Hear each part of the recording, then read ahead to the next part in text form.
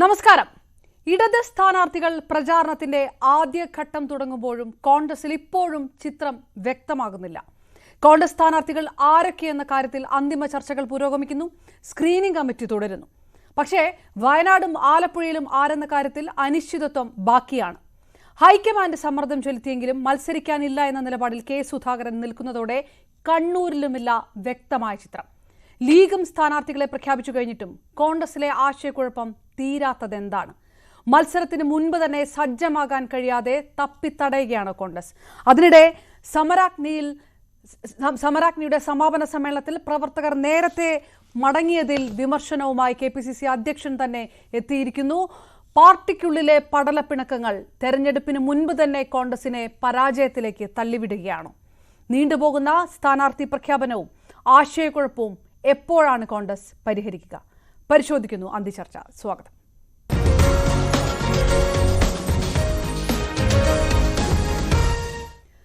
കോൺഗ്രസ് നേതാവ് നിജേഷ് അരവിന്ദ്, രാഷ്ട്രീയ നിരീക്ഷകൻ N ശ്രീകുമാർ, ഇടത് നിരീക്ഷകൻ ആയുർ ബിജു, ഒപ്പം BJP നേതാവ് അഡ്വക്കേറ്റ് S ജയസൂര്യൻ എന്നിവരും നമുക്കൊപ്പം ചേരും. ആദ്യം പൊളിറ്റിക്കൽ ഡെസ്കിൽ നിന്ന് R കിരൺ ബാബുവിലേക്ക്. കിരൺ, ഇപ്പോൾ വരുന്ന വാർത്ത എന്ന് പറയുന്നത് കോൺഗ്രസിന്റെ സമരാഗ്നി സമാപന ചടങ്ങിലടക്കം ഭിന്നതയുടെ സ്വരങ്ങൾ പുറത്തേക്ക് വരുന്നു. പ്രവർത്തകർ നേരത്തെ മടങ്ങിയതുമായി ബന്ധപ്പെട്ട് KPCC അധ്യക്ഷനും പ്രതിപക്ഷ നേതാവും തമ്മിലുള്ള ഭിന്നവാക്കുകളുടെ വാർത്തകളൊക്കെ പുറത്തു വരുന്ന ഒരു സമയമാണ്. വലിയ രീതിയിൽ നടത്തിയ ഒരു പ്രചാരണ പരിപാടി പോലും ഏത് തരത്തിലേക്കാണ് പോകുന്നത് എന്നുള്ള ചോദ്യം അവിടെ നിൽക്കട്ടെ. അപ്പോഴും കോൺഗ്രസിനെ സംബന്ധിച്ചിടത്തോളം ലോക്സഭാ തെരഞ്ഞെടുപ്പുമായി ബന്ധപ്പെട്ട് കൃത്യമായ ഒരു ചിത്രം മുന്നോട്ട് വെക്കാൻ കഴിയുന്നില്ല എന്നത് തന്നെയാണ് പ്രധാനം. എന്തുകൊണ്ട് ഇപ്പോഴും സ്ഥാനാർത്ഥി പ്രഖ്യാപനം നീണ്ടുപോകുന്നു? ഈ അനിശ്ചിതത്വം എന്തുകൊണ്ടാണ്? അപർണ ആദ്യം പറഞ്ഞതിൽ നിന്ന് തന്നെ തുടങ്ങാം. ഇങ്ങനെ ഒരു വലിയ സമരം നടത്തുന്നു. അങ്ങനെ സമരാഗ്നി പോലൊരു വലിയ മുന്നേറ്റം ഈ ലോക്സഭാ തെരഞ്ഞെടുപ്പിന് വേണ്ടി കോൺഗ്രസിനാകെ സംസ്ഥാനത്ത് സജ്ജമാക്കാൻ വേണ്ടിയുള്ള മുന്നേറ്റമാണ്. അങ്ങനെ ഒരു മുന്നേറ്റത്തിൻ്റെ സമാപന സമയത്ത് അവർ പറഞ്ഞ സമയത്തെങ്കിലും തുടങ്ങുക എന്നൊരു സാമാന്യമായ രീതിയുണ്ട്. ഏത് സമയത്ത് തുടങ്ങിയാലാണ് കൂടുതൽ ഇപ്പോൾ പുതിയ കാലത്ത് ചാനലുകളുടെ ലൈവൊക്കെ പ്രധാനമാണ്. ഏത് സമയത്ത് തുടങ്ങിയാലാണ് കൂടുതൽ ചാനലുകളിൽ ലൈവ് പോകുന്നത്, ഏറ്റവും നല്ല സമയം ഏതാണ്, അങ്ങനെയൊക്കെ നോക്കി തുടങ്ങുക. വൈകുന്നേരം 5 മണിക്ക് തുടങ്ങും എന്ന് പറയുന്ന ഒരു പരിപാടി 6 മണിയും 6:30യും 7 മണിയായിട്ടും തുടങ്ങാതെ നീണ്ടുപോകുക എന്ന് പറഞ്ഞാൽ സ്വാഭാവികമായും ദൂരെ നിന്ന് വരുന്ന അംഗങ്ങളാണ്, അല്ലെങ്കിൽ പാർട്ടി പ്രവർത്തകരാണ്. അവരെല്ലാവരും പരിപാടി കഴിയുന്ന 9 മണി വരെയും അവിടെ കാത്തിരിക്കണമെന്നൊക്കെ പറഞ്ഞാൽ സ്വാഭാവികമായും പ്രയാസമാവും. ഇത്തരം ഒരു അടുക്കിൻ്റെയും ചിട്ടയുടെയും കുറവ് കോൺഗ്രസിന് എല്ലാ കാലത്തുമുണ്ട്. ആ കുറവൊക്കെ തന്നെയാണ് ഇപ്പോഴും അതൊന്നും കാര്യമായി പരിഹരിക്കപ്പെട്ടിട്ടുള്ളത്. സംഘടനാ ഞാൻ ഇപ്പൊ തന്നെ തിരികെ എത്താം. ഡാൻ കുര്യൻ നമുക്കൊപ്പം ചേരുന്നു. ഡാൻ, എന്താണ് സംഭവിച്ചത്? സമരാഗ്നിയുടെ സമാപന ചടങ്ങിൽ എന്ത് ഭിന്നതയുടെ വാക്കുകളാണ് വീണ്ടും പുറത്തേക്ക് വന്നിരിക്കുന്നത്? പറഞ്ഞാൽ നമുക്കതിനെ ഒരു മൊത്തത്തിൽ പാർട്ടിയിൽ നിലനിൽക്കുന്ന ഒരു അത്തരത്തിലുള്ള വ്യാഖ്യാനങ്ങളിലേക്ക് പോകുന്നതിന് എത്രത്തോളം അർത്ഥമുണ്ട് ഈ ഘട്ടത്തിൽ എന്ന് ഇന്ന് അവിടെ സംഭവിച്ചിരിക്കുന്നത് വൈകുന്നേരം 4:30 ഈ പരിപാടികൾ ആരംഭിക്കുമെന്നായിരുന്നു പറഞ്ഞത്. പക്ഷേ രേവന്ത് റെഡ്ഡിയും സച്ചിൻ പൈലറ്റും ഉൾപ്പെടെയുള്ള ദേശീയ നേതാക്കൾ അവിടേക്ക് എത്താൻ താമസിച്ചിരുന്നു. പക്ഷേ പ്രവർത്തകർ 3 മണി മുതൽ തന്നെ പുത്തരിക്കണ്ടം മൈതാനത്തെ ഉമ്മൻചാണ്ടി നഗറിലേക്ക് എത്തുന്ന സാഹചര്യമാണ് ഉണ്ടായിരുന്നത്. എന്തായാലും ഈ മുഖ്യ അതിഥികൾ സംസാരിക്കുന്നതിന് പിന്നാലെ കൂടി വന്ന ആളുകളിൽ ഒരുപാട് പേർ മടങ്ങിപ്പോകുന്ന ഒരു സാഹചര്യമുണ്ടായി. ഇതേ തുടർന്നാണ് കെ സുധാകരൻ അദ്ദേഹത്തിന്റെ സംസാരിക്കുന്ന സമയത്ത് അതിനെ വിമർശിച്ചുകൊണ്ട് രംഗത്തെത്തിയത്. പരിപാടി കഴിയും മുമ്പ് പ്രവർത്തകർ മടങ്ങുന്നത് കസേരകൾ ഒഴിഞ്ഞുകിടക്കുന്ന സാഹചര്യത്തിലേക്ക് നയിക്കും, കൊട്ടിഘോഷിച്ച് സമ്മേളനങ്ങൾ നടത്തും, പക്ഷേ കസേരകൾ നേരത്തെ ഒഴിയുന്ന സ്ഥിതി അത് കോൺഗ്രസിൽ അംഗീകരിക്കാനാവില്ല എന്ന തരത്തിൽ വലിയ വിമർശനം പ്രവർത്തകർക്ക് നേരെ അദ്ദേഹം നേരത്തെയും സമാനമായ രീതിയിൽ പ്രവർത്തകർ പരിപാടികളിൽ പങ്കെടുക്കാത്തതിനെതിരെ രൂക്ഷമായ വിമർശനം ഉന്നയിച്ചിട്ടുണ്ട്. അത്തരത്തിൽ നടത്തിയ വിമർശനത്തിനാണ് പ്രതിപക്ഷ നേതാവ് വ്യക്തമായ ഒരു അഭിപ്രായ പ്രകടനം നടത്തി. 5 മണിക്കൂർ ആയി പ്രവർത്തകർ തുടർച്ചയായി അവിടെ ഇരിക്കാൻ തുടങ്ങിയിട്ട്. അതേ തുടർന്നാണ് അവർ അവിടെ നിന്ന് മടങ്ങുന്ന സാഹചര്യം ഉണ്ടായതെന്നാണ്. എന്തായാലും വ്യത്യസ്തമായ ഒരു അഭിപ്രായം ഈ വിഷയവുമായി ബന്ധപ്പെട്ടുണ്ടായിരിക്കുന്നത് വരും ദിവസങ്ങളിൽ വലിയ തരത്തിലുള്ള ചർച്ചകൾക്ക് തന്നെ വഴിവെക്കുമെന്നാണ് സൂചന. Okay, right. കിരൺ ബാബു നേരത്തെ പറഞ്ഞതിലേക്കൂടെ ആഡ് ഓൺ ചെയ്ത് പറയുമ്പോൾ സമരാഗ്നി കൂടുതൽ ജനപിന്തുണ നൽകിയില്ലേ? അതുപോലും സ്ഥാനാർത്ഥി പ്രഖ്യാപനത്തിന് കൂടെ ഉപയോഗിക്കാൻ കഴിയുന്നുണ്ടോ എന്നൊരു ചോദ്യം ചോദിക്കണമെന്ന് ഞാൻ കരുതിയതാണ്. പക്ഷെ ആ ചോദ്യത്തിലേക്ക് കടക്കാൻ കഴിയുന്നില്ല. അപ്പോഴേക്കും പാളയത്തിനകത്തെ പടയൊക്കെ വീണ്ടും പുറത്തു വരുന്ന ഒരു സാഹചര്യമാണ്. കോൺഗ്രസിന് ഇത് താങ്ങാവുന്ന ഒരു സ്ഥിതിയാണോ ഇപ്പോൾ? അപർണ, കോൺഗ്രസിനെ സംബന്ധിച്ച് ഇതൊരു പുതിയ കാര്യമോ ശീലമോ ഒന്നുമല്ല. കോൺഗ്രസിന്റെ പഴയ ശീലം ഇങ്ങനെയൊക്കെ തന്നെയാണ്. കോൺഗ്രസിന്റെ പരിപാടികളൊക്കെ നടക്കുമ്പോൾ മറ്റ് പാർട്ടികളുടെ, പ്രത്യേകിച്ച് CPM-ന്റെയോ CPI-യുടെയോ അല്ലെങ്കിൽ BJP-യുടെ ഒക്കെ പരിപാടി നടക്കുന്നത് പോലെ അങ്ങനെ അടുക്കും ചുറ്റിയോട് കൂടി നടക്കുന്ന ഒരു പാർട്ടിയൊന്നുമല്ല. അതൊരു ആൾക്കൂട്ട പാർട്ടി കൂടിയാണ്. ആ സ്വഭാവം ഒരുപാട് കോൺഗ്രസിനുണ്ട്. മുൻകാലങ്ങളിലൊക്കെ കോൺഗ്രസിന് ഈ സ്ഥാനാർത്ഥി നിർണ്ണയം അപർണ പറഞ്ഞതുപോലെ വൈകിയാൽ പോലും കോൺഗ്രസിന് അതൊന്നും ബാധിച്ചില്ല. കഴിഞ്ഞ തവണയും CPM-ന്റെയും ഇടതുമുന്നണിയുടെയും സ്ഥാനാർത്ഥികളെല്ലാം നിരന്ന ശേഷമാണ് കോൺഗ്രസിന്റെ സ്ഥാനാർത്ഥി പട്ടിക വന്നത്. സ്ഥാനാർത്ഥി പട്ടിക വന്ന് ഏറ്റവും അവസാന നിമിഷമാണ് വയനാട് രാഹുൽ ഗാന്ധി വരുന്നു എന്ന് പറയുന്നത്. അവിടെ വീണ്ടും അവിടുത്തെ സ്ഥാനാർത്ഥി വീണ്ടും മാറുന്നു. അങ്ങനെ പലതരത്തിലുള്ള തർക്കങ്ങളുമൊക്കെ ഉണ്ട്. കോൺഗ്രസിന്റെ സ്ഥാനാർത്ഥി പട്ടിക നിശ്ചയിക്കുക എന്ന് പറഞ്ഞാൽ തന്നെ അത് ഇന്ന ഓരോ സമുദായത്തിന് ഇത്ര എണ്ണം കൊടുക്കണം, ഇന്ന സമുദായ സമവാക്യങ്ങൾ പാലിക്കണം, അതെല്ലാം നോക്കി മാത്രമേ ഇവർക്ക് പലപ്പോഴും നിശ്ചയിക്കാൻ കഴിയൂ. ഇതെല്ലാം കഴിഞ്ഞ് ഏറ്റവും അവസാനം നിശ്ചയിക്കുക എന്നുള്ളൊരു ശീലമായിരുന്നു ഇത്ര കാലം ഉണ്ടായിരുന്നത്. ആ ശീലം കൊണ്ട് പക്ഷേ കോൺഗ്രസിന് അങ്ങനെ നഷ്ടമുണ്ടായിട്ടുണ്ടോ എന്ന് ചോദിച്ചാൽ അങ്ങനെ കാര്യമായ നഷ്ടം ചരിത്രം പരിശോധിച്ചാൽ നഷ്ടമുണ്ടായിട്ടില്ല എന്ന് മാത്രമല്ല, ചിലപ്പോഴെങ്കിലും കോൺഗ്രസ്സുകാർ തമാശയായിട്ടും അല്ലെങ്കിൽ ഗൗരവമായും ഒക്കെ പറയാറുണ്ട് ഏറ്റവും അവസാന നിമിഷം മാത്രം സ്ഥാനാർത്ഥികളെ പ്രഖ്യാപിക്കുക, അത് കഴിഞ്ഞാൽ പിന്നീട് പാർട്ടിക്കുള്ളിലെ തർക്കങ്ങളോ ചർച്ചകളോ ഒന്നും പുറത്തേക്ക് വരികയോ അതൊരു പൊട്ടിത്തെറിയിലേക്ക് പോവുകയൊന്നും ചെയ്യില്ല. ഒരാഴ്ചയെങ്കിലും സമയം കൊടുത്താൽ പാർട്ടിക്കുള്ളിൽ അത്തരം പൊട്ടിത്തെറിയൊക്കെ ഉണ്ടാകും. അതുകൊണ്ട് അവസാനം നേരെ പ്രഖ്യാപിക്കാതെ തെരഞ്ഞെടുപ്പിലേക്ക് എടുത്തു ചാടുക, ആ ഒരു രീതിയാണ് സ്വീകരിച്ചുകൊണ്ടിരുന്നത്. പക്ഷേ ഇപ്പോൾ കാലം മാറി. കോൺഗ്രസിന് പഴയതുപോലെയുള്ള ശക്തി കോൺഗ്രസിനുണ്ടോ എന്നുള്ള ചോദ്യമുണ്ട്. കോൺഗ്രസ് തുടർച്ചയായി ഓരോ തവണയും ഒരു തവണ മാറിയാൽ അടുത്ത തവണ അനായാസം ഭരണം വന്നുകൊണ്ടിരുന്ന ഒരു കേരളത്തിൻ്റെ ശീലം മാറി. അത്തരമൊരു ഘട്ടത്തിൽ കോൺഗ്രസ് ഇപ്പോഴും പഴയ ശീലത്തിൽ തുടർന്നാൽ മതിയോ? ആ ചോദ്യം വളരെ ഗൗരവമാണ്. ആ ചോദ്യത്തിന് ആദ്യമായി ഉത്തരം നൽകേണ്ട ഒരു തെരഞ്ഞെടുപ്പ് കൂടിയാണ് കോൺഗ്രസ്. കിരൺ, വളരെ പ്രധാനമായിട്ടും ഈ ആശയക്കുഴപ്പം തുടർന്നത് കണ്ണൂർ, ആലപ്പുഴ, വയനാട് ഈ 3 മണ്ഡലങ്ങൾ തന്നെയാണെന്നുള്ള ഒരു വിവരമാണോ ഉള്ളത്? അപർണ, ഇതിൽ ഏറ്റവും ആശയക്കുഴപ്പം സൃഷ്ടിക്കാനുള്ള കാരണം രാഹുൽ ഗാന്ധിയാണ്. കാരണം രാഹുൽ ഗാന്ധി വയനാട്ടിൽ വരുമോ ഇല്ലേ എന്നതിനെ ആശ്രയിച്ച് മാത്രമാണ് ഈ ആലപ്പുഴയിലെ സ്ഥാനാർത്ഥി ആര് എന്നുള്ള തീരുമാനം വരേണ്ടത്. കോൺഗ്രസിനെ സംബന്ധിച്ച് കോൺഗ്രസിൻ്റെ 16-ൽ 15 സീറ്റും അവർ ജയിച്ച സീറ്റാണ്. ആലപ്പുഴ മാത്രമാണ് പരാജയപ്പെട്ട സീറ്റ്. ഈ സിറ്റിംഗ് MPമാർക്കെല്ലാം സീറ്റ് അവസരം കൊടുക്കുക എന്നുള്ളതാണ് കോൺഗ്രസ് കാലാകാലങ്ങളായി തുടരുന്ന ഒരു രീതി. എപ്പോൾ തോറ്റു പിന്മാറുന്നു, തോക്കുന്നത് വരെ അവർക്ക് അവസരം കൊടുക്കും. 1-2 പേരെ മാത്രമാണ് അല്ലാതെ മാറ്റിയിട്ടുള്ളത്. കഴിഞ്ഞ തവണയൊക്കെ ആ തരത്തിലേക്കുള്ള മാറ്റങ്ങളൊക്കെ വരുത്തിയിട്ടുണ്ട്. ഹൈബീഡിനൊക്കെ അങ്ങനെ അവസരം കൊടുത്തതാണ്. പക്ഷേ കോൺഗ്രസിനെ സംബന്ധിച്ച് കോൺഗ്രസിന് വയനാട്ടിൽ രാഹുൽ ഗാന്ധി മത്സരിക്കുന്നുവെങ്കിൽ ആലപ്പുഴയിൽ KC വേണുഗോപാലിന് മത്സരിക്കാൻ കഴിയില്ല. കാരണം കോൺഗ്രസ് സ്ഥാനാർത്ഥി 15-അംഗ കോൺഗ്രസ് സ്ഥാനാർത്ഥി പട്ടികയിൽ ഒരു മുസ്ലിം കാൻഡിഡേറ്റ് എങ്കിലും വേണം. മുസ്ലിം കാൻഡിഡേറ്റ് ഒരാൾ പോലും ഇല്ലാതെയാവും. അങ്ങനെയാണെങ്കിൽ ആലപ്പുഴയിൽ ഒരു മുസ്ലിം കാൻഡിഡേറ്റിനെ തന്നെ മത്സരിപ്പിക്കാനേ കോൺഗ്രസിന് കഴിയൂ. ഒരു മുസ്ലിം പ്രാതിനിധ്യമില്ലാതെ കോൺഗ്രസിന് സ്ഥാനാർത്ഥി പട്ടിക അവതരിപ്പിക്കാൻ കഴിയില്ല. ഇനി വയനാട്ടിൽ രാഹുൽ ഗാന്ധി മാറുന്നു എന്ന വിഷയത്തിൽ അന്തിമ തീരുമാനം വരേണ്ടത് രാഹുൽ ഗാന്ധിയുടെ ഭാഗത്തു നിന്നാണ്, കോൺഗ്രസ് ഹൈക്കമാൻഡിന്റെ ഭാഗത്തു നിന്നാണ്. അങ്ങനെ ഒരു തീരുമാനം വന്നാൽ മാത്രമേ ആലപ്പുഴയിലെ സ്ഥാനാർത്ഥി കാര്യത്തിൽ അന്തിമ തീരുമാനം എടുക്കാൻ കഴിയൂ. വയനാട്ടിൽ ഒരു മുസ്ലിം കാൻഡിഡേറ്റ് ആണ് മത്സരിക്കുന്നതെങ്കിൽ ആലപ്പുഴയിൽ സ്വാഭാവികമായും KC വേണുഗോപാൽ മത്സരിക്കാനുള്ള സാധ്യതയുണ്ട്. KC വേണുഗോപാൽ മത്സരിക്കണമെന്നത് ആലപ്പുഴയിലെ കോൺഗ്രസ്സുകാർക്കിടയിലും കേരളത്തിലെ കോൺഗ്രസ്സുകാർക്കിടയിലെയും പൊതുവികാരമാണ്. KC വേണുഗോപാൽ അവിടെ 2 തവണ വിജയിച്ചിട്ടുള്ളതാണ്. അതിനു മുമ്പ് അദ്ദേഹം അവിടെ MLA ആയിട്ടുള്ള ആളാണ്. അങ്ങനെ ഒരാൾ മത്സരിച്ചാൽ, കഴിഞ്ഞ തവണ തന്നെ KC വേണുഗോപാൽ മത്സരിക്കാതിരുന്നത് കൊണ്ടാണ് ആലപ്പുഴ നഷ്ടമായത് എന്നൊരു തോന്നൽ പ്രവർത്തകർക്കും നേതാക്കൾക്കും ഒക്കെ ഉണ്ട്. അത് പരിഹരിക്കേണ്ടത് നേതാക്കളുടെ മാത്രം ആവശ്യമല്ല, KC വേണുഗോപാലിന്റെ കൂടി ആവശ്യമാണ്. കേരളത്തിന്റെ ഒരു നിർണായക ഘട്ടത്തിൽ താൻ ഒഴിഞ്ഞ സീറ്റിൽ വിജയം ഉറപ്പാക്കുന്ന ഒരു സ്ഥാനാർത്ഥിയെ കണ്ടെത്താൻ KC വേണുഗോപാലിന് കഴിഞ്ഞില്ല എന്നതുകൊണ്ട് ഇത്തവണയും അങ്ങനെ ഉണ്ടായാൽ സ്വാഭാവികമായും അതിൻ്റെ പഴി കേൾക്കേണ്ടി വരിക KC വേണുഗോപാലാണ്. അതുകൊണ്ട് തന്നെ മത്സരിച്ചാലും ഇല്ലെങ്കിലും താൻ അതിന് തയ്യാറാണ് എന്നൊരു ശക്തമായ സന്ദേശം കോൺഗ്രസ് പ്രവർത്തകർക്ക് നൽകുന്നുണ്ട്. വയനാടിൻ്റെ തീരുമാനമെടുക്കാതെ ആലപ്പുഴയുടെ വിഷയത്തിൽ തീരുമാനമെടുക്കാൻ കോൺഗ്രസിന് കഴിയില്ല. അതുകൊണ്ട് തന്നെ വയനാടിൻ്റെ തീരുമാനം എത്രത്തോളം വൈകുന്നു. ദേശീയ തലത്തിലൊക്കെ കോൺഗ്രസ് എവിടെയും സ്ഥാനാർത്ഥികളെ പ്രഖ്യാപിച്ചിട്ടില്ല, BJPയും എവിടെയും സ്ഥാനാർത്ഥികളെ പ്രഖ്യാപിച്ചിട്ടില്ല. അതുകൊണ്ട് തന്നെ അവർ അവസാന ഘട്ടത്തിലേക്കൊക്കെ അല്ലെങ്കിൽ ഇലക്ഷൻ പ്രഖ്യാപിക്കട്ടെ, എന്താണ് ഇത്ര ധൃതി എന്ന് ഇലക്ഷൻ പ്രഖ്യാപിച്ച് നോമിനേഷൻ പിൻവലിക്കുന്നതിൻ്റെ അവസാന ദിവസം വരെ സ്ഥാനാർത്ഥികളെ മാറ്റുന്ന ഒരു പാർട്ടിയാണ് കോൺഗ്രസ് എന്നതുകൂടി ആലോചിക്കണം. അങ്ങനെ ഒരു പാർട്ടിയാണ് ഇലക്ഷൻ പോലും പ്രഖ്യാപിക്കുന്നതിന് മുമ്പ് സ്ഥാനാർത്ഥികളെ വെക്കാൻ ധൃതി കാണിച്ചാൽ സ്വാഭാവികമായും കോൺഗ്രസ് ഹൈക്കമാൻഡൊക്കെ ഇപ്പോഴും പഴയ രീതിയിൽ നിന്നും കാര്യമായി മാറിയിട്ടില്ല എന്ന് വേണം കരുതാൻ. റൈറ്റ്, തീർച്ചയായും വളരെയധികം നന്ദി. ആർ കിരൺ ബാബുവാണ് വിശകലനങ്ങളുമായി നമുക്കൊപ്പം ചേർന്നത്. എന്താണ് സമരാഗ്നിയുടെ സമാപന സമ്മേളനത്തിൽ സംഭവിച്ചത്? എന്താണ് കെ സുധാകരനും വി ഡി സതീശനും പറഞ്ഞത്? ആ പ്രതികരണങ്ങളിലേക്ക് പോയിട്ട് വളരെ പെട്ടെന്ന് പാനലിസ്റ്റുകളിലേക്ക് വരാം. ഇവിടെ ഇത്തിരി നേരം ഇരുന്ന് ഇതൊന്ന് കേട്ടാൽ ഈ ഭൂമിയിൽ എന്തെങ്കിലും സംഭവിക്കുമോ? ഇറങ്ങി അങ്ങനെ അങ്ങ് പോയതാണ്. നിങ്ങളെങ്കിലും ഒരു മേലിൽ ഇങ്ങനെ എന്തെങ്കിലും പരിപാടിക്ക് പോയാൽ, ഇപ്പൊ പോയാറു പോയി, അവർ കേൾക്കുന്നില്ലല്ലോ ഞാൻ പറയുന്നത്. നിങ്ങളോട് ഞാൻ പറയുന്നു, അവരെ വെച്ച് അവരെ കാട്ടി നിങ്ങളെങ്കിലും മേലിൽ ഇനി ഇതുപോലെ സമ്മേളനത്തിന് പോയാൽ പ്രസംഗം അവസാനിക്കുന്നത് വരെ നിങ്ങൾ പോകരുത്, ഇവിടെ ഇരിക്കണം എന്ന് ഞാൻ സ്നേഹപുരസരം എൻ്റെ പ്രവർത്തകരോട് ഞാൻ ആവശ്യപ്പെടുകയാണ്. നമ്മുടെ വളരെ വൈകി പ്രസിഡന്റിന് ഒരു വിഷമം വന്നു പെട്ടെന്ന് പോയപ്പോൾ. പക്ഷേ പ്രസിഡന്റ് 3 മണിക്ക് കൊടും ചൂടിൽ വന്ന പാവപ്പെട്ട പ്രവർത്തകരാണ് ഇവിടെയുള്ളത്. പിന്നെ കോൺഗ്രസിനൊരു വലിയ ഗാലക്സി ഓഫ് ലീഡർഷിപ്പ് ഉണ്ട്. ഇന്നൊരു സമാപനമായപ്പോൾ എല്ലാവരും ഈ ജാഥയുടെ സമാപനത്തെ അനുഗ്രഹിക്കാൻ വന്നു. 12 പേര് പ്രസംഗിച്ചു കഴിഞ്ഞു. 13ാമതാണ് ഞാൻ പ്രസംഗിക്കുന്നത്.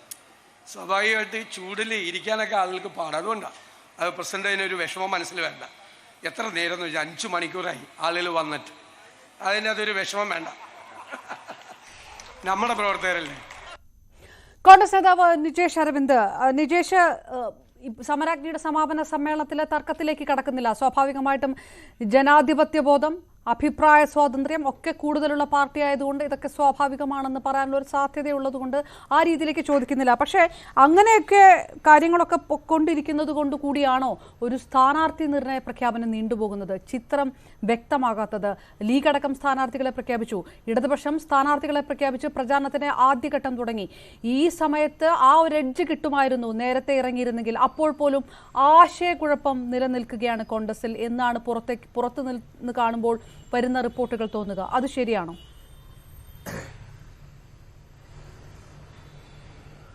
ഏതായാലും ക്ഷീരമുള്ളൊരകിടിൻ ചുവട്ടിലും ചോര തന്നെ കൊതുകിന് കൗതുകം പറയാതിരിക്കാൻ നിർവാഹമില്ല. കാരണം ഒരു യാത്ര, ഒരു വളരെ മനോഹരമായി ഒരുപാട് ആളുകളെ സംഘടിപ്പിച്ചൊരു യാത്ര തിരുവനന്തപുരത്ത് എത്തിയപ്പോൾ KPCC പ്രസിഡന്റ് പാർട്ടി പ്രവർത്തകരോട് നിങ്ങൾ കുറച്ച് നേരത്തെ പോയത് ശരിയായില്ല, ഇനിയെങ്കിലും ഇരിക്കണം എന്ന് പറയുന്നു.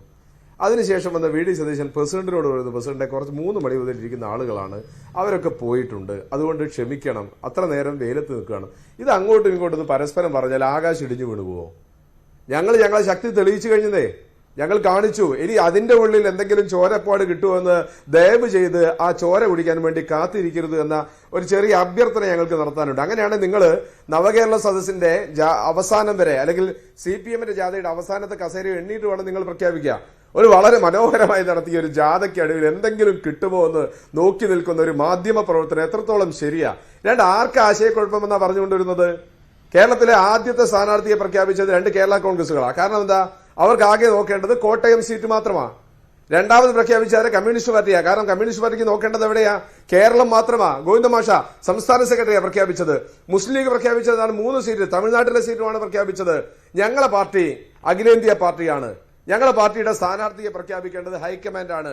ചരിത്രത്തിൽ എപ്പോഴും AICC മാത്രമേ സ്ഥാനാർത്ഥിയെ പ്രഖ്യാപിച്ചിട്ടുള്ളൂ. അത് സമയഭാവ് പ്രഖ്യാപിക്കുകയും ചെയ്യും. കേരളത്തിലെ പ്രാദേശിക പാർട്ടിക്ക് ഇവിടെ വന്ന് പ്രഖ്യാപിക്കാൻ സാധിക്കുന്നത് പോലെ അഖിലേന്ത്യാ പാർട്ടികൾക്ക് സാധിക്കില്ല. അത് BJPയുടെ സ്ഥാനാർത്ഥികളെ പ്രഖ്യാപിക്കട്ടെ, അതും പ്രഖ്യാപിക്കട്ടെ ഡൽഹിയിൽ നിന്നാണ്. അതാണ് സ്വാഭാവികമായി വരുന്നത്. നിങ്ങൾ പരിശോധിക്കേണ്ടതല്ല. കഴിഞ്ഞ തെരഞ്ഞെടുപ്പ് കാലഘട്ടങ്ങളിൽ നിങ്ങളൊക്കെ തന്നെ ചർച്ച ചെയ്തൊരു കാര്യമുണ്ട്. സ്ഥാനാർത്ഥി മോഹികളായ ആളുകൾ അല്ലെങ്കിൽ ഗ്രൂപ്പ് വയനാട് ആര് മത്സരിക്കും എന്നതിൽ തുടങ്ങുന്നു ആ ആശയക്കുഴപ്പമെന്ന് ഞാൻ ആവർത്തിച്ചു പറയുന്നു.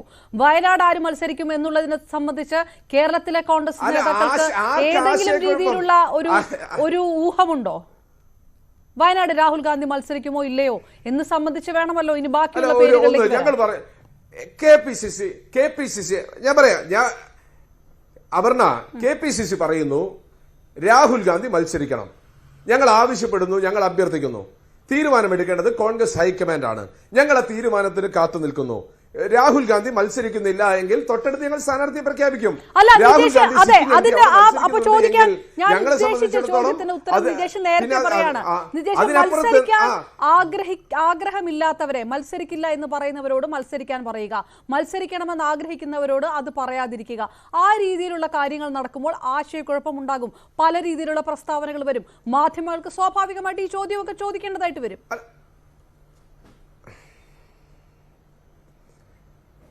ഞങ്ങൾ എല്ലാ തെരഞ്ഞെടുപ്പിലും ശ്രീ VM സുധീരനോട് മത്സരിക്കാൻ പറയാറുണ്ട്. സ്നേഹത്തോടെ അദ്ദേഹം പറയുന്നു ഞാൻ ഇനി മത്സരത്തിനില്ല. ശ്രീ മുല്ലപ്പള്ളി രാമചന്ദ്രനോട് ഞങ്ങൾ പറഞ്ഞു, അദ്ദേഹം മത്സരം, നിങ്ങൾ തന്നെയാണല്ലോ പറഞ്ഞത്, മരണം വരെ സിറ്റിംഗ് MP തോൽക്കുന്നത് വരെ സിറ്റിംഗ് MP മത്സരിക്കുമെന്ന് പറഞ്ഞു. മുല്ലപ്പള്ളി രാമചന്ദ്രൻ ജയിച്ചുകൊണ്ടാണ് ഞാൻ ഇനി മത്സരിക്കുന്നില്ല എന്ന് പറഞ്ഞത്. അദ്ദേഹം മത്സരിക്കുന്നില്ല എന്ന് പറഞ്ഞു. അവിടെ മുരളീധരൻ വന്നു, മത്സരിച്ചു, ജയിച്ചു. ഇതൊക്കെ കേരളത്തിൽ കണ്ടതല്ലേ? CPM സ്ഥാനാർത്ഥിയെ പ്രഖ്യാപിച്ചു പോയതുകൊണ്ട് ആകാശം ഇടിഞ്ഞു താഴെ വീണു എന്ന രീതിയിൽ നിങ്ങൾക്ക് ആഖ്യാനം ഉണ്ടാക്കാം. നിങ്ങൾക്ക് കനകലൂനെ വെച്ചിട്ട് ഒരു പഠനം നടത്തി, എന്നിട്ടും ആശയക്കുഴപ്പങ്ങൾ മാറുന്നു. വളരെ സ്നേഹപൂർവ്വം ചിലരോടൊക്കെ പറഞ്ഞു അവര് മത്സരിക്കുന്നില്ല, അതുകൊണ്ട് ആശയക്കുഴപ്പം വരികയും അനിശ്ചിതത്വവും നീണ്ടുപോകുമ്പോൾ കോൺഗ്രസിന് കിട്ടാനുള്ള ഒരു എഡ്ജ് ഇതിനകത്ത് കുറഞ്ഞു പോകുന്നുണ്ട് എന്ന് പോലും നിങ്ങൾക്ക് തോന്നുന്നില്ല? ഒരു ചെറിയ നിരീക്ഷണം ഞാൻ അപർണയോട് പറയാണ്. കഴിഞ്ഞ കുറച്ചു കാലമായി SFIക്കാരും DYFIക്കാരും എന്ത് പ്രസംഗിക്കുമ്പോഴും കനകോലുവിനെ കോട്ട് ചെയ്താണ് സംസാരിച്ചത്. അതിലേക്ക് മാധ്യമ പ്രവർത്തകരും എത്തി എന്നതിൽ ഞങ്ങൾക്ക് വലിയ സന്തോഷമുണ്ട്. ഒരു കനകോലു പ്രവർത്തിക്കുന്നുണ്ട് എന്ന് നിങ്ങൾ അംഗീകരിച്ചതിൽ ഞങ്ങൾക്കൊരു ആശയക്കുഴപ്പവുമില്ല. കഴിഞ്ഞ തെരഞ്ഞെടുപ്പിൽ 23 മണിക്കൂറിലാണ് രാഹുൽ ഗാന്ധി വന്നത്. അദ്ദേഹം ജയിച്ചത് 4,30,000 വോട്ടിനാണ്. കഴിഞ്ഞ ലോക്സഭാ തെരഞ്ഞെടുപ്പിൽ 19 സീറ്റിൽ ഞങ്ങളാണ് ജയിച്ചത്. ഒരു സീറ്റിൽ മാത്രം ഞങ്ങൾ പരാജയപ്പെട്ടത് 20,000 വോട്ടിനാണ്. ബാക്കി എല്ലായിടത്തും ആധികാരിക വിജയമാണ് ഞങ്ങൾ നേടിയത്. 1,00,000 വോട്ടിന് മുകളിൽ നേടിയ 6 സ്ഥാനാർത്ഥികളുണ്ട് ഞങ്ങൾക്ക്. 75,000 മുകളിൽ നേടിയ 5 സ്ഥാനാർത്ഥികളുണ്ട് ഞങ്ങൾക്ക്. അതുകൊണ്ട് ഞങ്ങൾ ആധികാരിക ജയം നേടി. കഴിഞ്ഞ തെരഞ്ഞെടുപ്പിൽ സ്ഥാനാർത്ഥിയെ ഞങ്ങൾ പിന്നീടാണ് പ്രഖ്യാപിച്ചത്. അതുകൊണ്ട് കോൺഗ്രസിനെ പറ്റിയ ഒരു ആശങ്കയും വേണ്ട. ഞങ്ങൾ ആരും ഫ്ലൈറ്റ് എടുത്ത് ഡൽഹിക്ക് പോയിട്ടില്ല. ഞങ്ങൾക്ക് മത്സരിക്കാൻ വേണ്ടി ഇടിച്ചു നിൽക്കുന്ന ആളുകളില്ല, കസേര കാത്തു നിൽക്കുന്ന ആളുകളില്ല. പാർട്ടി സെക്രട്ടറിയെ മത്സരിപ്പിക്കുമോ? കേരളത്തിലെ രാഷ്ട്രീയ സാഹചര്യം, ആ ലോക്സഭാ തെരഞ്ഞെടുപ്പിന് ശേഷം വന്നൊരു നിയമസഭാ തെരഞ്ഞെടുപ്പ്, ചരിത്രത്തിലാദ്യമായി 2 തവണ തോൽവി ഏറ്റുവാങ്ങേണ്ടി വന്ന ഒരു സാഹചര്യം, ഈ രാഷ്ട്രീയ സാഹചര്യം ഒക്കെ ഇവിടെ നിൽക്കുന്നുണ്ട്. പഴയ കേരളം തന്നെയാണോ? പഴയ ചരിത്രം തന്നെയാണോ? പഴയ രാഷ്ട്രീയ കണക്കുകളാണോ? ആ സ്റ്റാറ്റിസ്റ്റിക്സ് തന്നെയാണോ വർക്ക്ഔട്ട് ആവുക എന്നുള്ളതൊക്കെ ഒരു ചോദ്യമല്ലേ?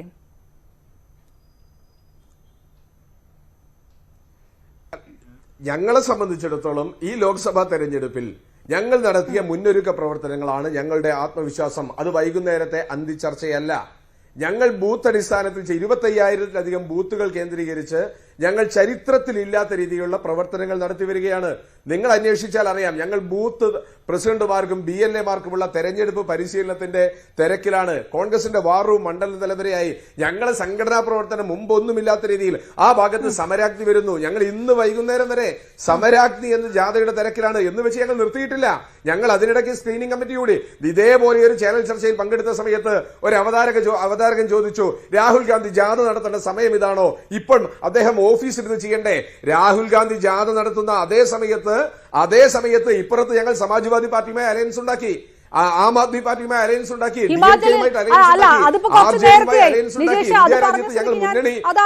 എടുത്തു. ഹിമാചലിൽ ഈ അനിശ്ചിതത്വം ഉണ്ടാകുമ്പോൾ രാഹുൽ ഗാന്ധി ജാഥയിലുമില്ല, യാത്രയിലുമില്ല.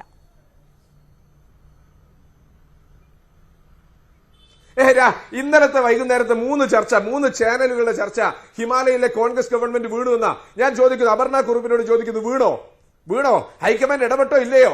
ഞങ്ങൾക്ക് ഹൈക്കമാൻഡ് ഉണ്ട്, ഇടപെട്ടു. പ്രശ്നങ്ങൾ ഉണ്ടാവും, ഞങ്ങളത് പരിഹരിക്കുകയും ചെയ്തു. പണ്ട് മധ്യപ്രദേശ് വീണു, ഇന്ന് വീണിട്ടില്ല.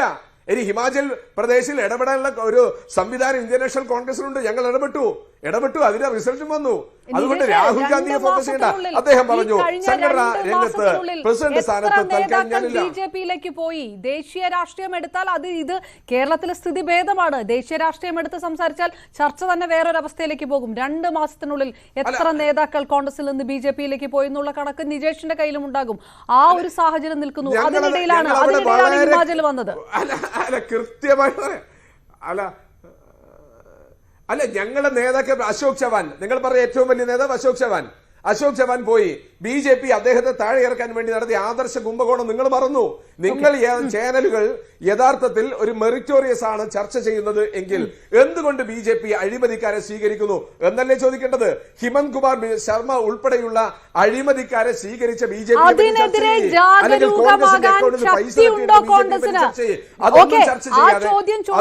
അതിനനുബന്ധമായിട്ട് മറ്റൊരു ചോദ്യം വരും. ശക്തിയുണ്ട്. നിങ്ങൾ എഴുതിത്തള്ളിയ തെലുങ്കാനയിൽ നിങ്ങൾ എഴുതിത്തള്ളിയ തെലുങ്കാനയിൽ നിങ്ങൾ കേട്ടിരുന്നോ? ബട്ടി വിക്രമാർക്ക മല്ലു എന്ന് പറയുന്ന ഒരാളെ പറ്റി ന്യൂസ് 18 എന്തെങ്കിലും ചർച്ച ചെയ്തിട്ടുണ്ടോ? ഞങ്ങൾ ചോദിക്കുക. 9 12 MLAമാരിൽ 7 പേര് TRSൽ പോയ സമയത്ത് ആയിരക്കണക്കിന് കിലോമീറ്റർ പദയാത്ര നടത്തിയ ബട്ടി വിക്രമാർക്ക മല്ലു എന്ന പ്രതിപക്ഷ നേതാവ് തെലുങ്കാനയിൽ തുടങ്ങിയ ഒരു യുദ്ധം, പദയാത്ര, അത് തിരിച്ചു കൊണ്ടുവന്നു ഇന്ത്യൻ നാഷണൽ കോൺഗ്രസിനെ. എന്തേ നിങ്ങൾ ചർച്ച ചെയ്യുന്നില്ല? കർണാടകയിൽ നിലംപരിശായി ഓപ്പറേഷൻ ലോട്ടസ്, ഞങ്ങളുടെ ആളുകൾ 19 MLAമാർ അപ്പുറത്ത് പോയി, മന്ത്രിമാരുൾപ്പെടെ തിരിച്ചു വന്നു ഇന്ത്യൻ നാഷണൽ കോൺഗ്രസ്. ആ ആത്മവിശ്വാസമുള്ള 10,000-കണക്കിന് കോടിക്കണക്കിന് ആളുകളുണ്ട്. അവർ ഒറ്റക്കാര്യം കൂടിയേ പറയുന്നു. ഈ തവണ രാഹുൽ ഗാന്ധിയുടെ ജാഥയിൽ അലഹബാദിൽ വെച്ച് നടന്ന ഒരു സമ്മേളനം ഉണ്ടായിരുന്നു. തൊഴിലില്ലായ്മയ്ക്കെതിരെ തടിച്ചുകൂടിയ ഒരു സമ്മേളനം. എത്രയോ കാലത്തിന് ശേഷം ഇന്ത്യൻ നാഷണൽ കോൺഗ്രസിലെ യുവരക്തം നെഹ്റുവിന്റെ ജന്മനാട് അലഹബാദിലേക്ക് ഒഴുകി വന്ന ഒരു വല്ലാത്ത ചർച്ചാവേദി ഉണ്ടായിരുന്നു. ഒരു ദിവസത്തെ ചർച്ച നിങ്ങൾ അതാക്കിയിരുന്നുവെങ്കിൽ ശ്രീകുമാർ, ദേശീയ രാഷ്ട്രീയത്തിൽ നിജേഷ് പ്രകടമാക്കുന്ന ആ ഒരു കോൺഫിഡൻസ് ഉണ്ടല്ലോ, ഇന്ത്യ മുന്നണിയുടെ ഭാവി എന്ത് എന്ന് സംബന്ധിച്ച് ചർച്ചകൾ പല രീതിയിലും നടക്കുന്നു. ആ പ്രതീക്ഷ താങ്കൾക്കുണ്ടോ? ആ ആത്മവിശ്വാസം താങ്കൾക്കുണ്ടോ? ദേശീയ രാഷ്ട്രീയമാണ് കേരള രാഷ്ട്രീയത്തിൽ പ്രതിഫലിക്കുന്നതെന്നോ അതുകൊണ്ടാണ് സ്ഥാനാർത്ഥി പ്രഖ്യാപനത്തിൽ അനിശ്ചിതത്വമോ എന്നോ ഞാൻ പറയുന്നില്ല. പക്ഷേ ഈ ഒരു പ്രതീക്ഷ കോൺഗ്രസിനുണ്ടോ? ദേശീയ രാഷ്ട്രീയത്തിൽ ആ ഒരു പ്രതീക്ഷ അർപ്പിച്ചു പോകുന്ന അവസ്ഥയിൽ ഇന്ത്യ മുന്നണിയും കോൺഗ്രസും ഉണ്ടോ ഈ അവസരത്തിൽ?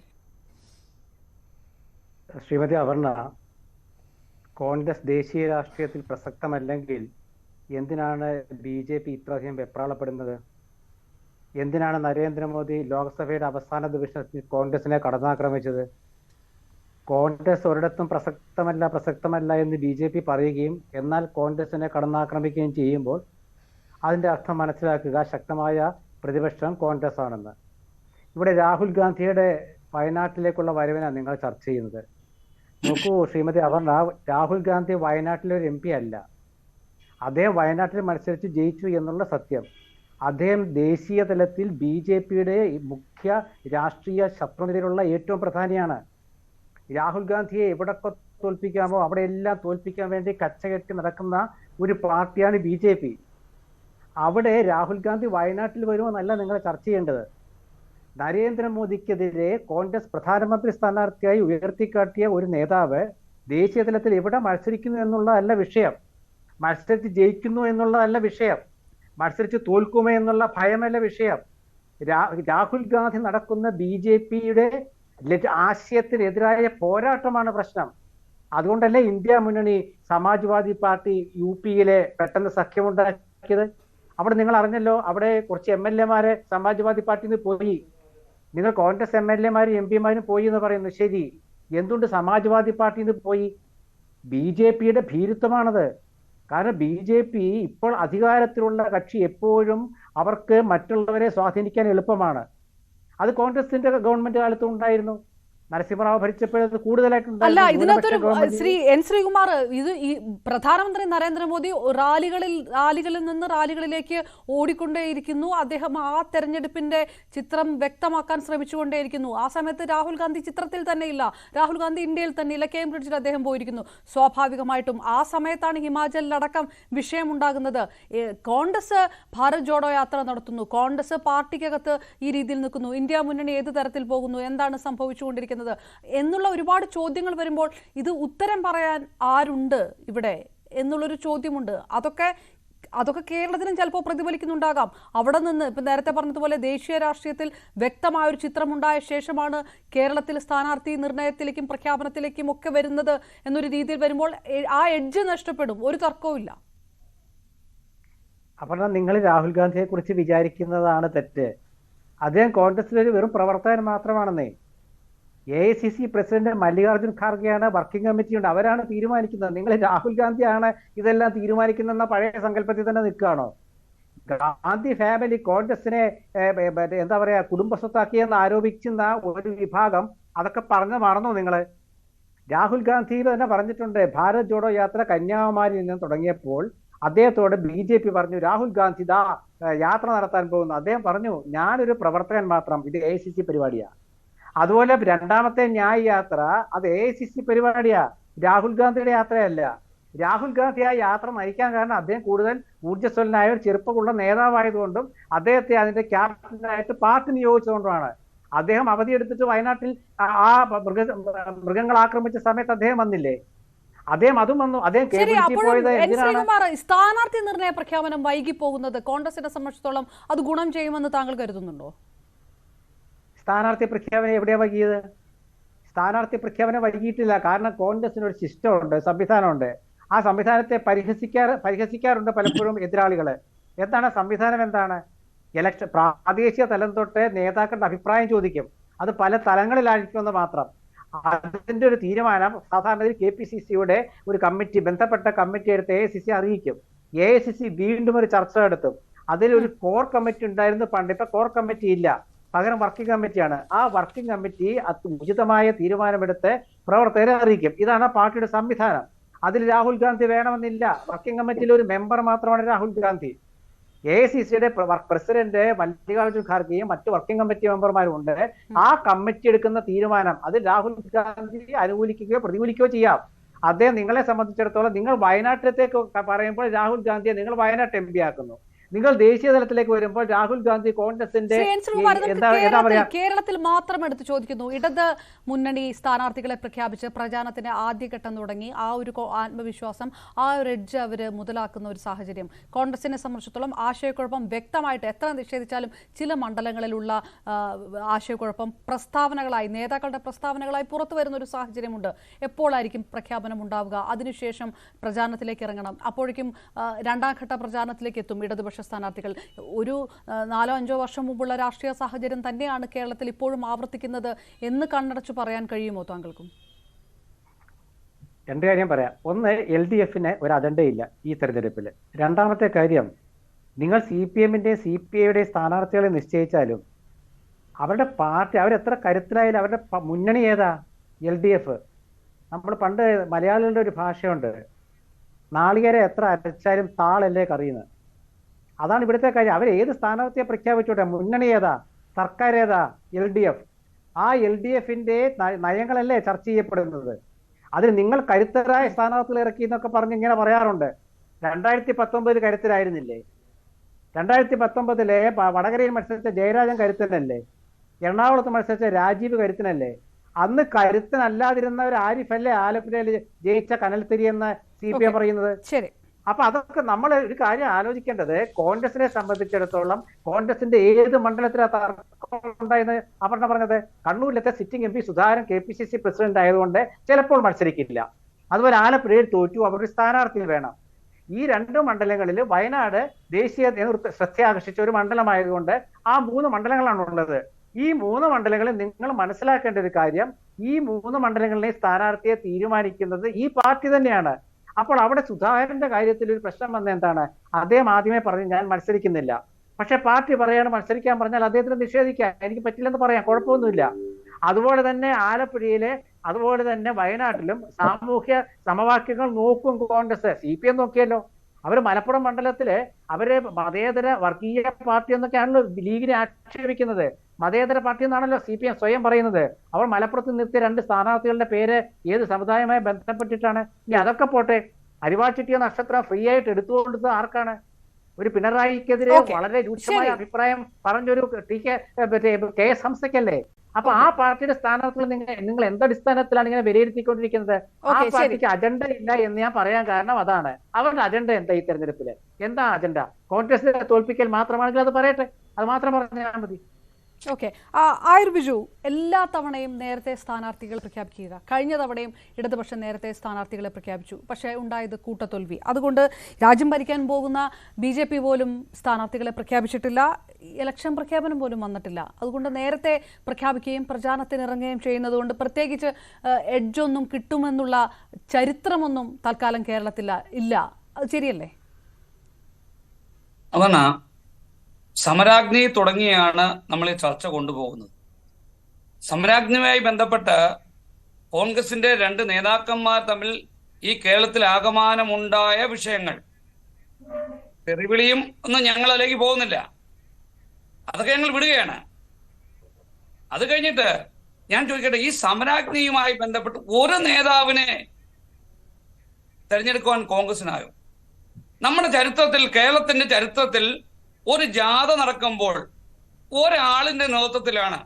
കോൺഗ്രസ് എത്രയോ കാലഘട്ടങ്ങളായി കേരളത്തിൽ ജാഥ നടത്തിയിട്ടുണ്ട്. ഒരു നേതാവ് അല്ലെങ്കിൽ മറ്റ് രാഷ്ട്രീയ പാർട്ടികൾ പല കാലഘട്ടങ്ങളിലായിട്ട് ജാഥകൾ നടത്തിയിട്ടുണ്ട്. BJP നടത്തിയിട്ടുണ്ട്, കേരള കോൺഗ്രസ് മാണി ഗ്രൂപ്പ് നടത്തിയിട്ടുണ്ട്, അല്ലെങ്കിൽ CPMും CPIയും ഒക്കെ നടത്തിയിട്ടുണ്ട്. ഒരു നേതാവ്, 2 പേര്, അതായത് ഒരു വീട്ടിൽ 2 അച്ഛന്മാരുണ്ടാകുന്ന പഴയ ഒരു കാലഘട്ടം ഉണ്ടായിരുന്നു. അതിന് സമാനമല്ലേ കോൺഗ്രസ്? അവിടെ തന്നെ ഇവർ സമരാഗ്നി പൊളിഞ്ഞില്ലേ? ഇനി ഇവർ തമ്മിൽ എന്ത് സൗഹൃദമായിരുന്നു? ഇടയ്ക്ക് കേട്ടു ഞങ്ങൾ ജ്യേഷ്ഠാനുജന്മാരാണെന്ന്.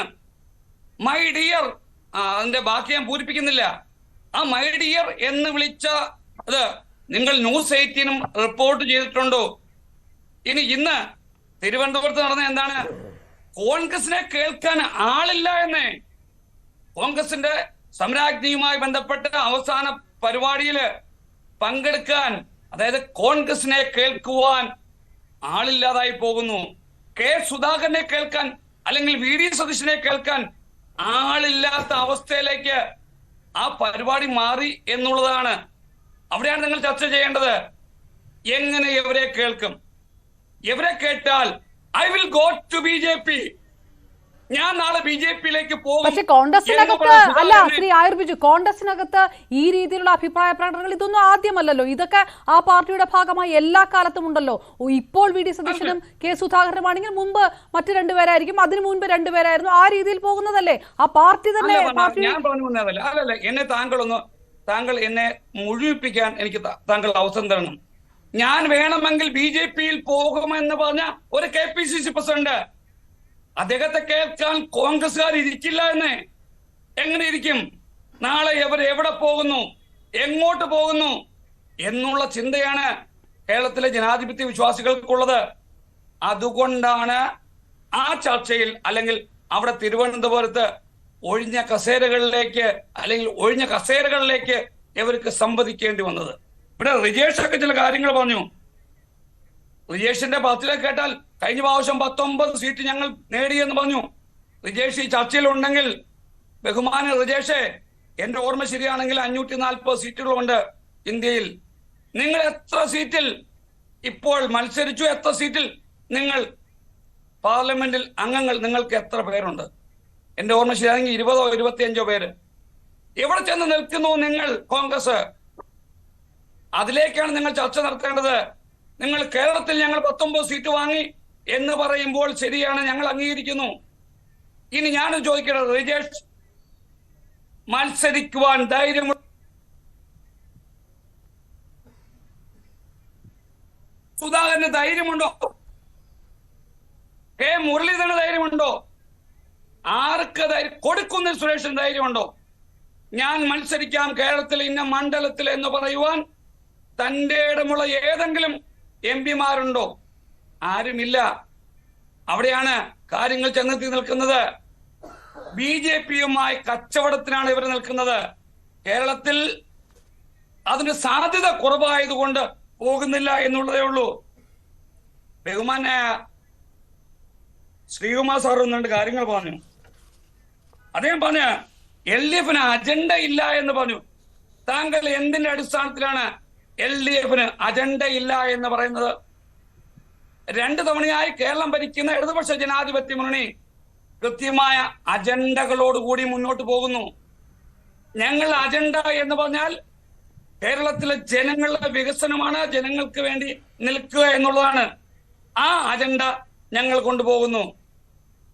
നിങ്ങൾക്ക് അഥവാ കോൺഗ്രസിന് അല്ലെങ്കിൽ വലതുപക്ഷ രാഷ്ട്രീയത്തിന് ഉള്ള അജണ്ടയല്ല ഇടതുപക്ഷ രാഷ്ട്രീയത്തിനുള്ളത്. കോട്ടയം ഉൾപ്പെടെ ഞങ്ങളുടെ സ്ഥാനാർത്ഥികളെ ഞങ്ങൾ പ്രഖ്യാപിച്ചു.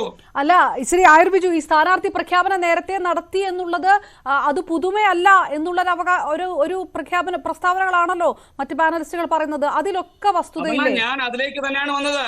കോൺഗ്രസിന് സ്ഥാനാർത്ഥിയെ തീരുമാനിക്കാൻ പറ്റില്ല. ആരെ തീരുമാനിക്കും? കെ സുധാകരനെ തീരുമാനിക്കാൻ പറ്റുമോ?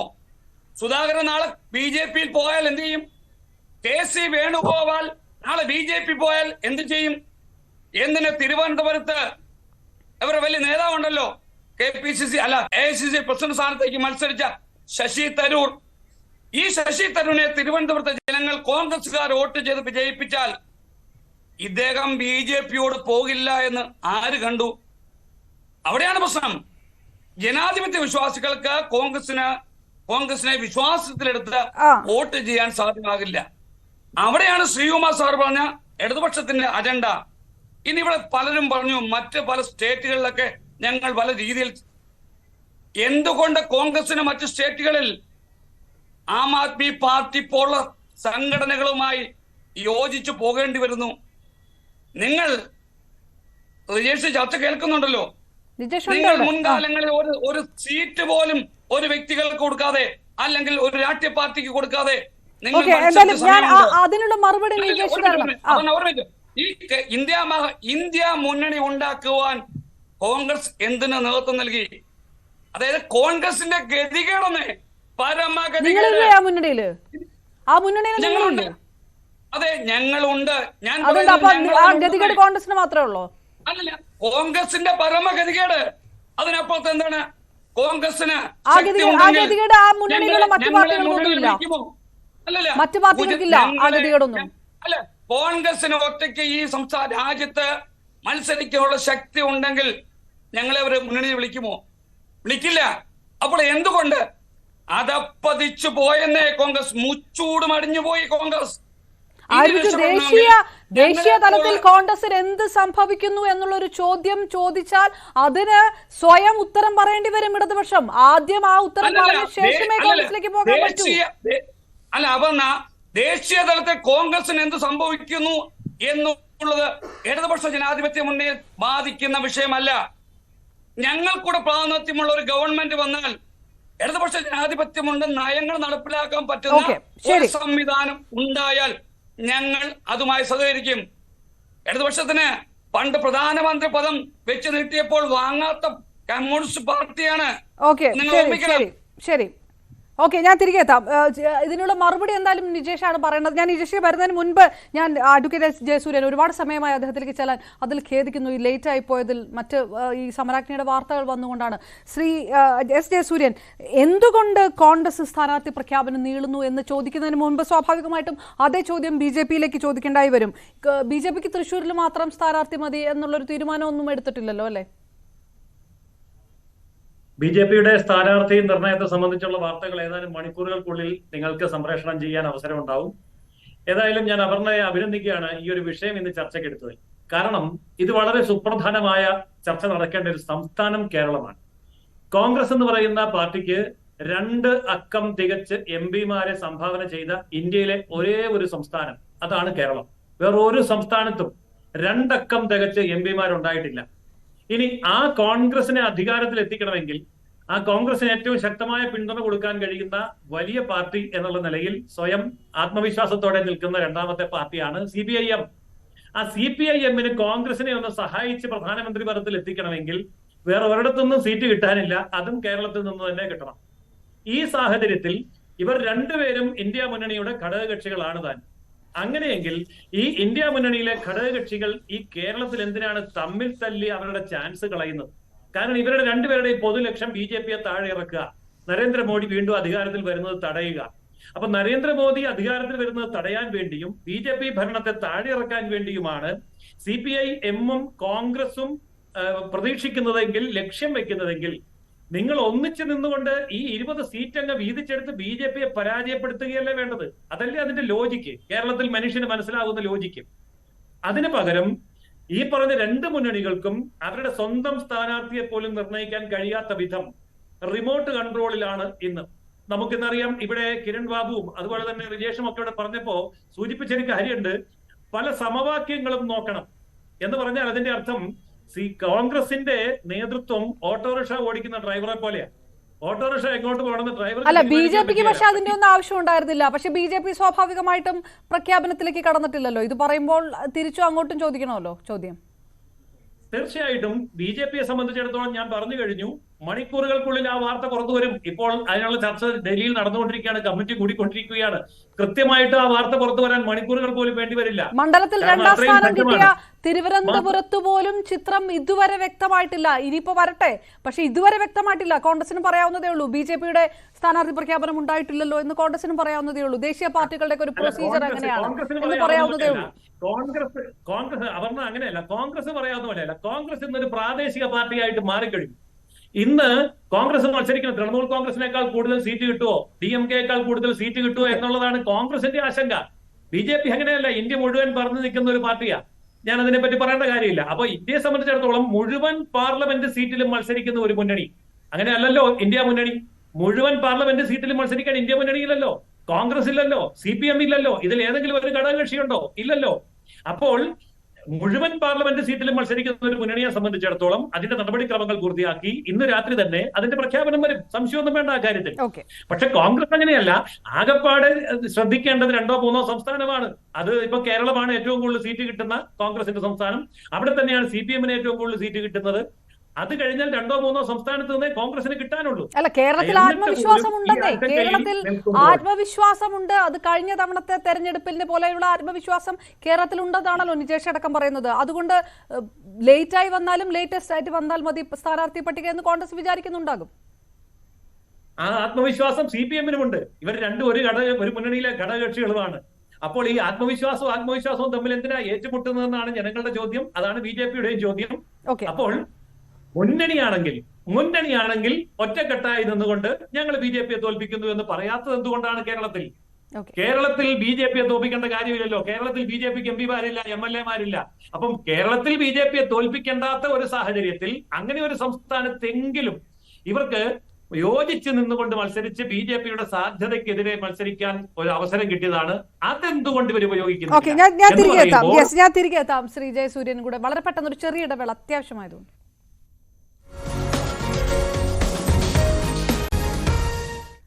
വീണ്ടും നിജേഷ് അരവിന്ദ്, മണിക്കൂറുകൾക്കുള്ളിൽ സ്ഥാനാർത്ഥി പട്ടിക വരും എന്ന് പറയാനുള്ള ആത്മവിശ്വാസം BJP-യെ സംബന്ധിച്ചിടത്തോളമുണ്ട്. ദേശീയ പാർട്ടികളുടെ എല്ലാ പ്രൊസീജിയറും കഴിഞ്ഞുകൊണ്ട് മത്സരത്തിന് ഇറങ്ങാൻ, ചിത്രം വ്യക്തമാക്കാൻ കോൺഗ്രസിനെ സംബന്ധിച്ചിടത്തോളം എപ്പോഴത്തേക്ക്, എന്നത്തേക്ക്, അതേത് തരത്തിൽ ഈ ആശയക്കുഴപ്പങ്ങൾ ഏതെല്ലാം മാറും, ആ ഒരു ആത്മവിശ്വാസത്തിൽ തന്നെ നിൽക്കുകയാണ് താങ്കൾ ഇപ്പോഴും, അല്ലേ?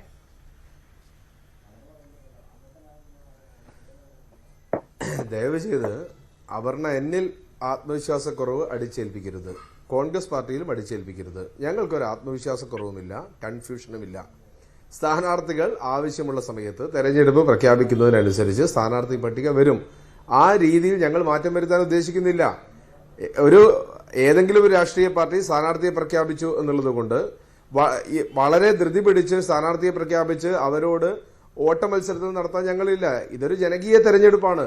ഈ ജനകീയ തെരഞ്ഞെടുപ്പിൽ ഞങ്ങൾ ഒരുപാട് ഘടകങ്ങളെ നോക്കി വിജയസാധ്യതയുള്ള സ്ഥാനാർത്ഥികളെ പ്രഖ്യാപിക്കും. കേരളത്തെ സംബന്ധിച്ചിടത്തോളമാണ് നിങ്ങൾ പറയുന്നതെങ്കിൽ തിരുവനന്തപുരം മുതൽ കാസർഗോഡ് വരെ സ്ഥാനാർത്ഥിയിൽ 3 മണ്ഡലത്തിൽ മാത്രമാണ് തീരുമാനമെടുക്കാത്തത്. ബാക്കി എല്ലാ സ്ഥലത്തും തീരുമാനമായി കഴിഞ്ഞു. അത് അവിടെ പോയാൽ നിങ്ങൾക്ക് മനസ്സിലാവും. നിങ്ങൾ കോഴിക്കോട്ടേക്ക് വാ. കോഴിക്കോട് നാളെ MK രാഘവൻ MP നയിക്കുന്ന ജനഹൃദയ യാത്ര നടത്തുകയാണ്. കോഴിക്കോട് ജില്ലയിലെ എല്ലാ ബൂത്തുകളിലും അദ്ദേഹത്തിന്റെ ചിത്രമുണ്ട്. തൃശ്ശൂരിൽ TN പ്രതാപന്റെ യാത്ര കഴിഞ്ഞു. കാസർഗോഡ് രാജ്മോഹൻ ഉണ്ണിത്താൻ ജനങ്ങളുമായി അദ്ദേഹം നടത്തിയ വിശദീകരണം നടത്തിക്കൊണ്ടിരിക്കുകയാണ്.